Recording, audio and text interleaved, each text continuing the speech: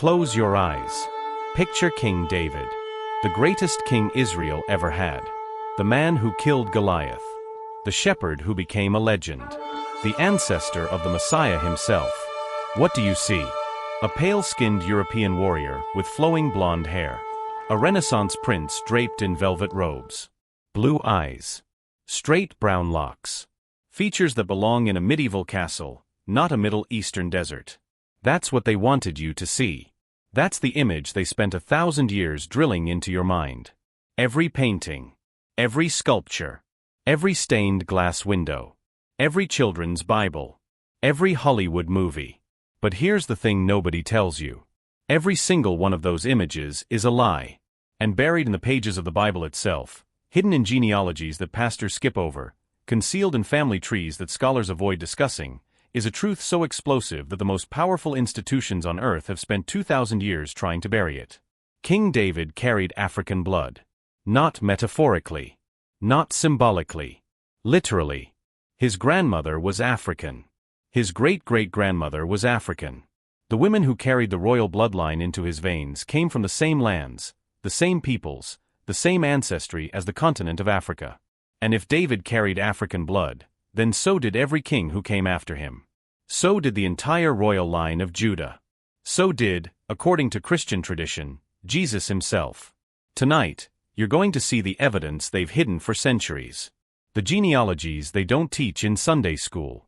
The archaeology they keep out of documentaries. The DNA evidence they ignore in textbooks. By the end of this video, you'll understand why they erased it. Who benefited from the lie. And why the truth about King David's bloodline threatens to destroy everything they've taught you about race power, and who gets to claim the legacy of the Bible. Are you ready? Because this is the story they never wanted you to hear.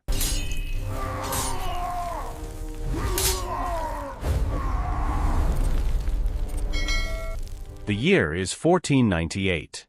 Florence, Italy. A young sculptor named Michelangelo stands before a massive block of marble.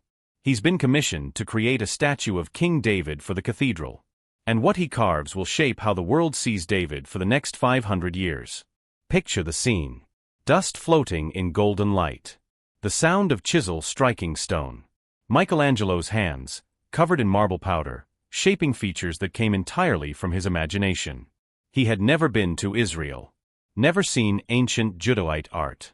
Never studied what people from that region actually looked like. He simply carved David to look like an idealized Italian man. Pale skin. European features. The body of a Greek god. And when the statue was unveiled, it became iconic. Other artists copied it. The image spread across Europe. And within a century, every painter, every sculptor, every illustrator who depicted David used that same template. European David became the only David anyone knew. But here's what Michelangelo didn't know. What he couldn't have known. What the church that commissioned him deliberately hid. The real David looked nothing like that statue. Not even close. And the evidence was right there in the Bible the whole time. In the genealogies. In the family trees. In the names of women that most people skip right over without ever asking the question, where did they come from? Because when you trace David's bloodline backward, generation by generation, you discover something that changes everything. Let's start with a name you might recognize. Ruth.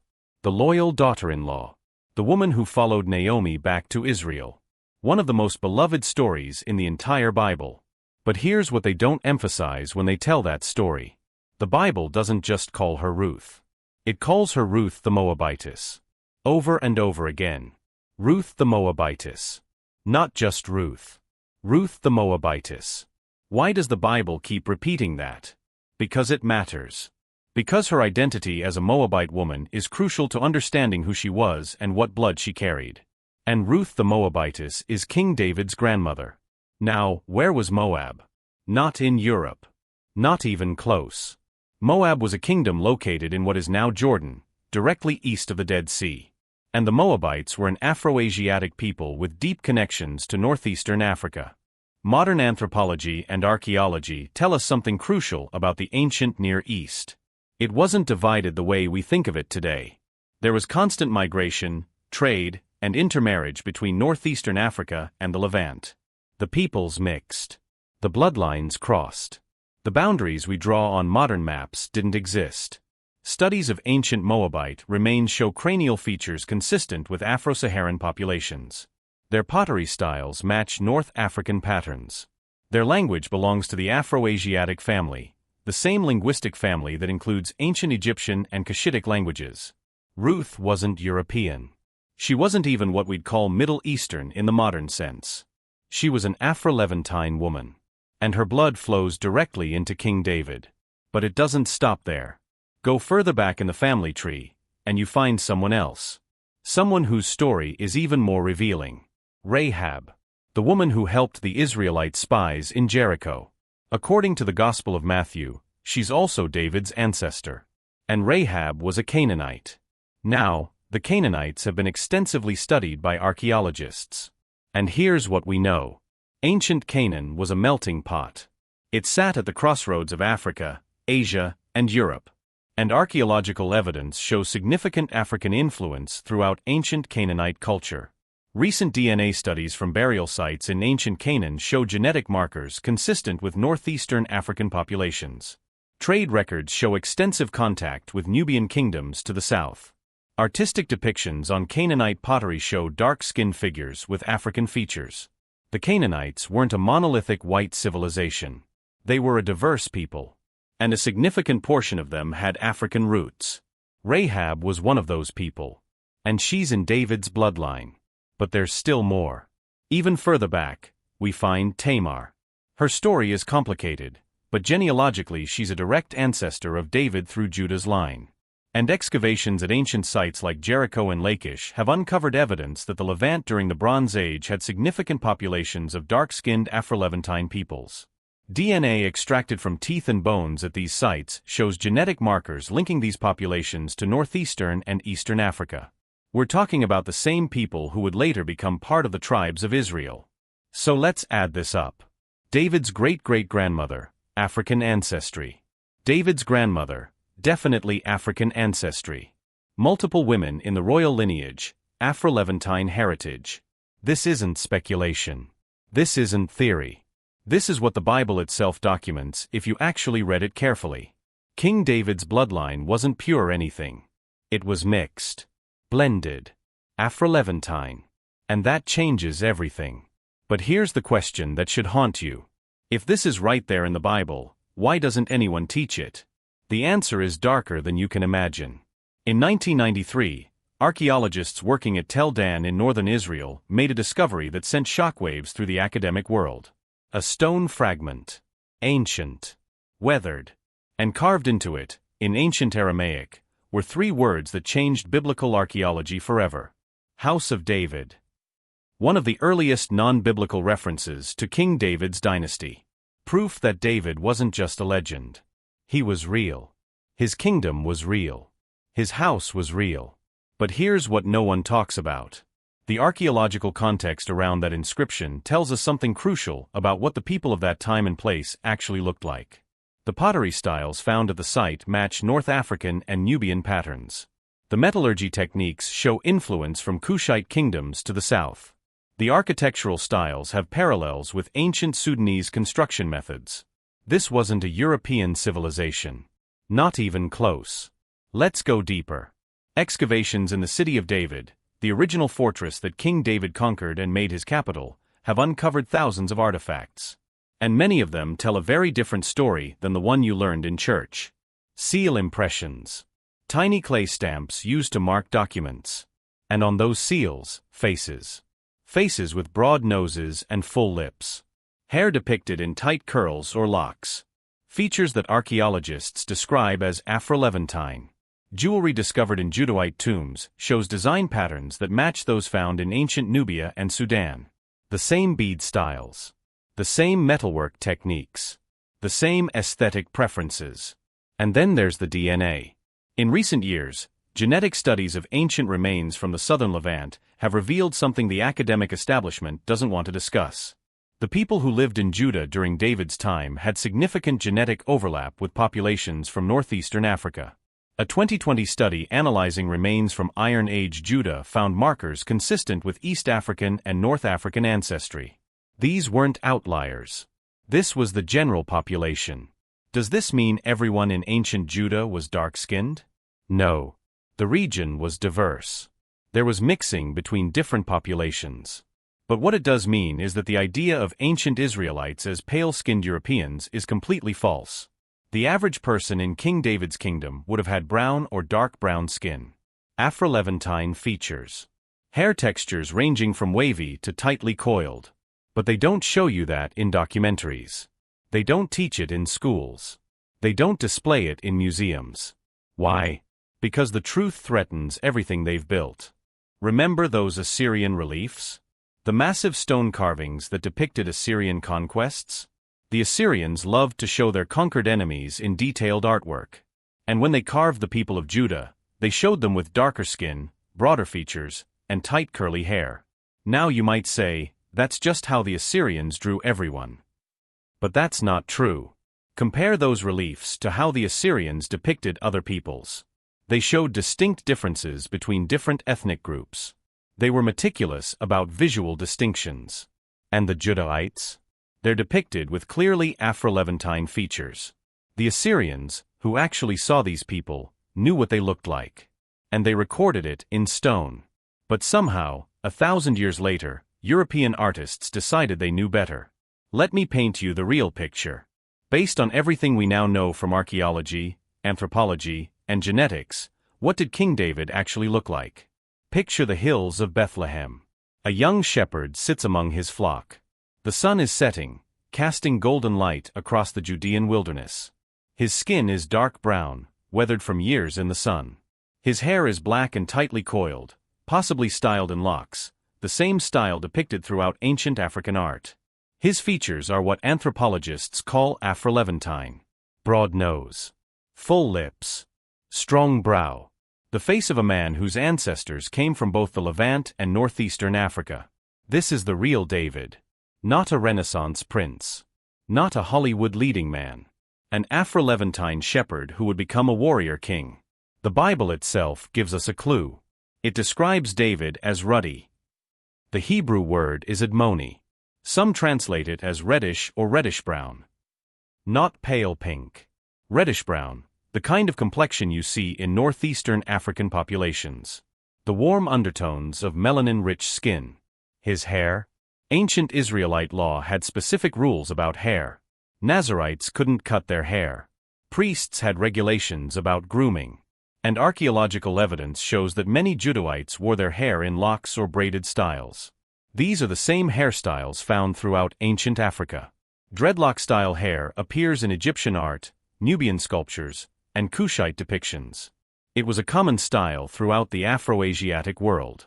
So when you picture young David, the shepherd boy who killed Goliath, picture dark, tightly coiled hair. Picture brown skin gleaming with sweat as he hurls the stone. Picture an Afro-Levantine warrior, not a pale European prince. That's who David really was. And when David danced before the Ark of the Covenant, it was an Afro-Levantine man celebrating his God. When David wrote the Psalms, they came from the mind of a man with African ancestry. When David established his kingdom, it was built by brown-skinned Afro-Levantine people. But they erased all of it. And the reason why is about to make you very angry. The erasure of African ancestry from King David's lineage wasn't an accident. It was systematic, deliberate, and it happened for very specific political reasons. Let's go back to the 13th century. European kings are consolidating power. The Catholic Church dominates religious and political life. And a new artistic movement is beginning, one that will shape how the world sees biblical history for the next 700 years. European artists, working under the patronage of kings and the Vatican, begin recreating biblical figures. But they don't study what people from the ancient Near East actually looked like. They don't consult archaeological evidence. They don't read the genealogies carefully. Instead, they paint biblical heroes to look like themselves. European features. Pale skin. Straight hair. The faces of Italian nobles, French aristocrats, German princes. Why? Control. Think about it. If you're a European monarch claiming divine right to rule, what do you need? You need the heroes of the Bible to look like you. You need Moses, David, Solomon, Jesus, all of them to reflect your image. Because if they look like you, then you can claim their authority, their legitimacy, their divine mandate. This wasn't just art. This was political propaganda. Royal families across Europe commissioned paintings, sculptures, tapestries, and stained glass windows depicting biblical kings as European royalty. It became so widespread that by the 1600s, nobody questioned it anymore. The lie became truth. The image became reality. And anyone who suggested otherwise was dismissed or silenced. But here's where it gets darker.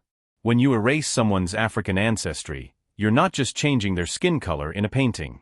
You're erasing their heritage, removing their connection to an entire continent, stealing their identity and replacing it with a lie.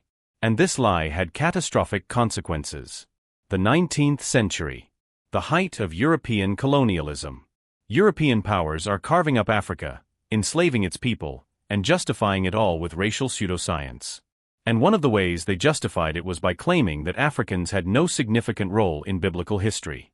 If you could prove that the heroes of the Bible were European, or at least non-African, then you could argue that God favored white people. That Europeans were the chosen ones. That colonialism was divinely ordained. Sounds insane, right? But this was mainstream academic thinking. Scholars in the 1800s went through historical records and systematically reinterpreted anything that suggested African involvement in biblical history. They downplayed Egypt's role. They ignored Nubian connections. They erased the obvious African ancestry of key biblical figures. By the early 20th century, the standard interpretation of biblical history had become completely Europeanized. Textbooks taught that ancient Israel was a Caucasian civilization. Museums displayed models of ancient Israelites with pale skin and European features. Hollywood cast white actors to play biblical characters. But this wasn't based on evidence. It was based on ideology. And that ideology was supported by powerful institutions.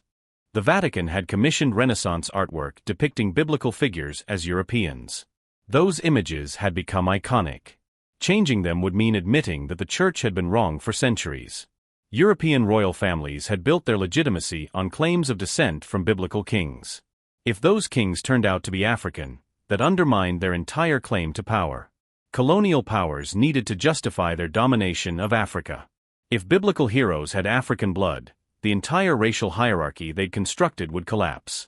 So they buried it. All of it. When archaeologists found African-style jewelry in Judahite tombs, trade goods.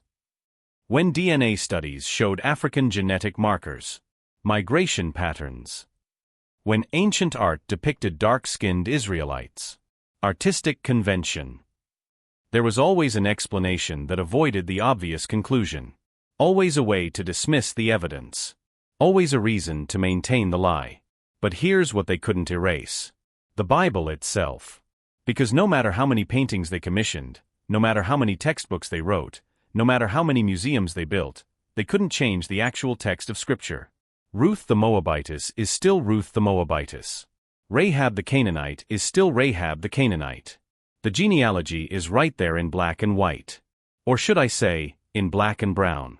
And now, in the 21st century, with new archaeological methods, with DNA analysis, with African scholars finally getting a voice in these discussions, the truth is coming out.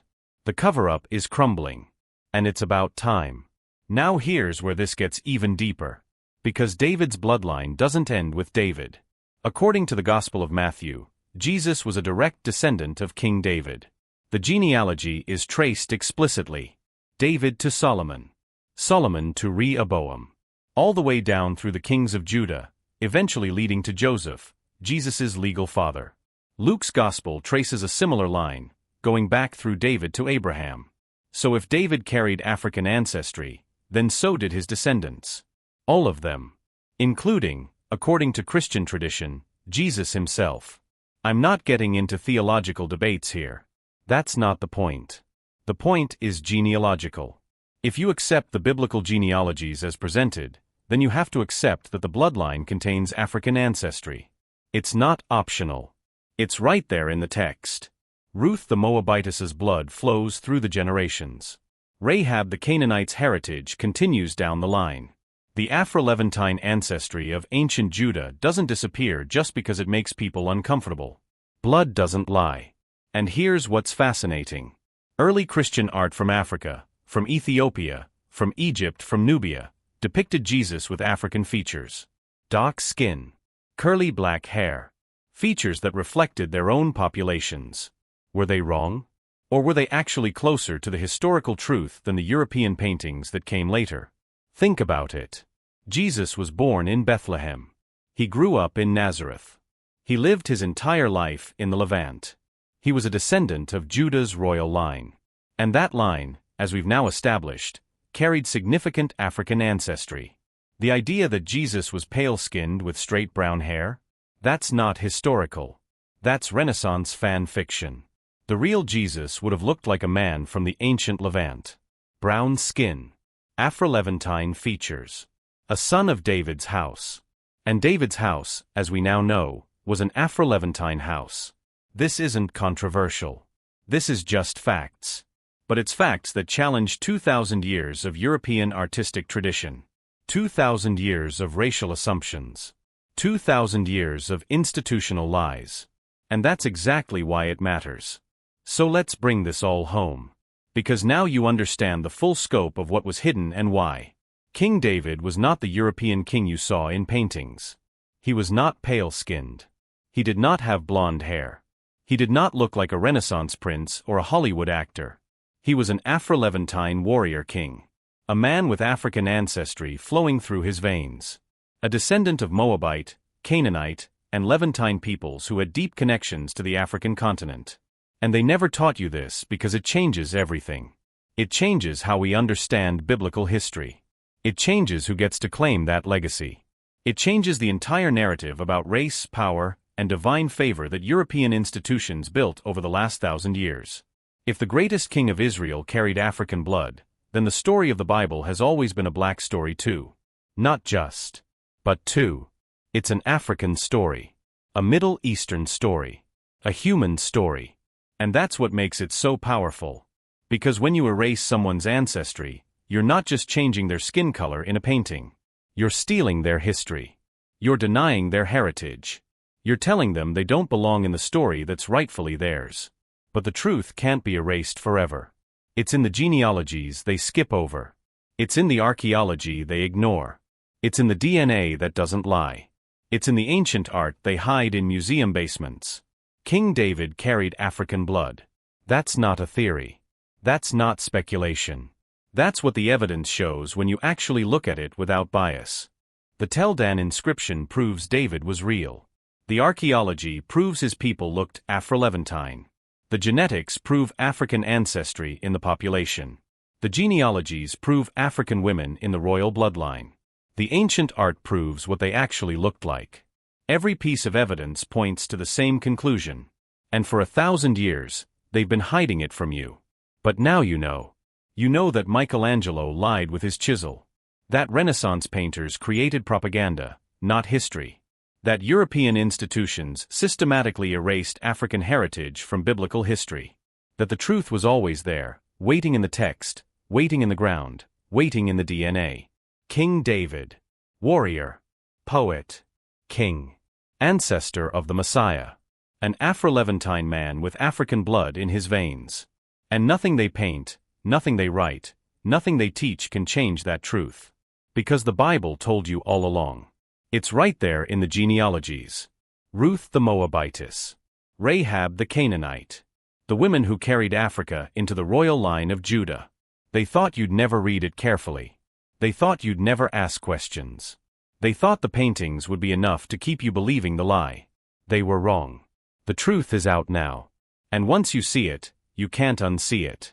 Every time you look at a European depiction of David, you'll know it's a lie. Every time you hear his story told without acknowledging his African ancestry, you'll know something is being hidden. Every time someone claims the Bible is a white book, you'll know they're either ignorant or lying. Because King David carried African blood. And so did everyone who came after him. That's not taking anything away from anyone. That's giving the truth back to everyone. The truth that was stolen. The heritage that was erased. The identity that was whitewashed for 1,000 years. No more. The real David stands revealed. Dark-skinned. Afro-Levantine. African-blooded. And his story belongs to everyone who was told they didn't belong in it. The cover-up is over. The truth has survived. And now the whole world knows what they tried so hard to hide.